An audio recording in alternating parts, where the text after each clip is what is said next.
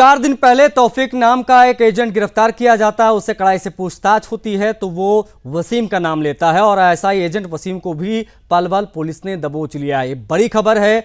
Phone से कुछ संदिग्ध चैट भी मिले हैं। साइबर सेल एक्शन में है। इंटरनेट पर किस प्रकार से ये पाकिस्तान के लिए कार्य कर रहा था, किस प्रकार से इंटरनेट के माध्यम से पाकिस्तान के संपर्क में था, इन सभी की हम बात करेंगे।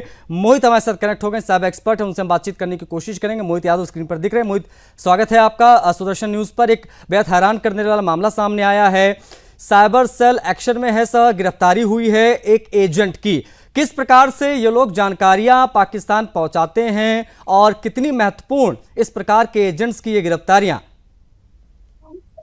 आशीष जी, एक्चुअली में होता यह है कि जितनी भी आजकल आईटी के सॉफ्टवेयर हैं या फिर जो चैटिंग एप्लीकेशन हम देखते हैं या यूट्यूब हम देखते हैं, तो ये जो प्रॉपर आईटी के जो जितने भी हम चीजें आजकल हैं, तो कोई भी मॉड जिसको एक तरह से बोल सकते हो कि कोई भी मीडियम यूज किया जा सकता है कि डेटा सेंड करने के लिए, जिसमें नॉर्मली देखा जाता है कि ऐसे टूल्स जो कि एंड टू एंड इंक्रिप्टेड होते हैं, ज्यादातर जैसे मैसेंजर्स हो गए, कुछ मैसेंजर जैसे व्हाट्सएप मैसेंजर आजकल देखा जाता है। इनफैक्ट टेलीग्राम में एक मैसेंजर है, थ्रीमा एक मैसेंजर, जो कि एक totally end to end encrypted software है जिसके अंदर इंक्रिप्शन होता है, जिसकी वजह से किसी भी लॉ एनफोर्समेंट एजेंसीज को डेटा रिकवर करना, ये फाइंड आउट करना है कि किसको डेटा भेजा, ये सब बड़ा डिफिकल्ट होता है। ये जो स्पाइस होते हैं नॉर्मली इस तरह के टूल्स को यूज करते हैं जिसको कि लॉ एनफोर्समेंट एजेंसी जैसे कि हमारी जितनी भी स्क्वाड्स हैं, ये इनको डिटेक्ट नहीं कर पाते, इनको फाइंड आउट नहीं कर पाते कि ये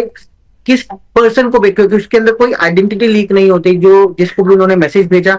सो अल्टीमेटली तरीका बहुत सारे तरीके हैं। बड़ा कॉमन सा शब्द हम हर बार सुनते हैं इस प्रकार की खबरों में, इंटरनेट कॉल के माध्यम से ये पाकिस्तानी एजेंट के संपर्क में थे। ये किस प्रकार की इंटरनेट कॉल होती हैं और इसको पकड़ पाना क्या वाकई बड़ा मुश्किल काम होता है? आशीष जी, जो जैसे इंटरनेट कॉल की जब हम बात करते हैं तो इसके अंदर ना एक कॉल्स जो नॉर्मली हम व्हाट्सएप कॉल्स करते हैं या टेलीग्राम कॉल्स करते हैं, ये कॉल्स इंक्रिप्टेड होती हैं।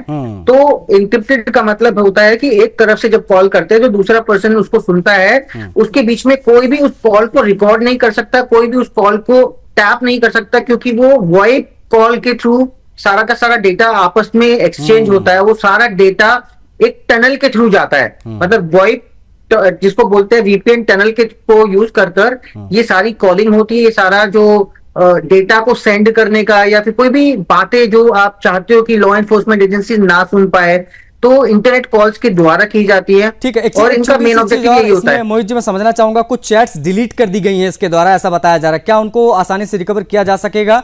और अगर रिकवर किया जाता है तो कितनी बड़ी कामयाबी होगी और क्या जानकारियां प्राप्त हो सकती हैं? कितनी डीपली हम जा सकते हैं इसमें?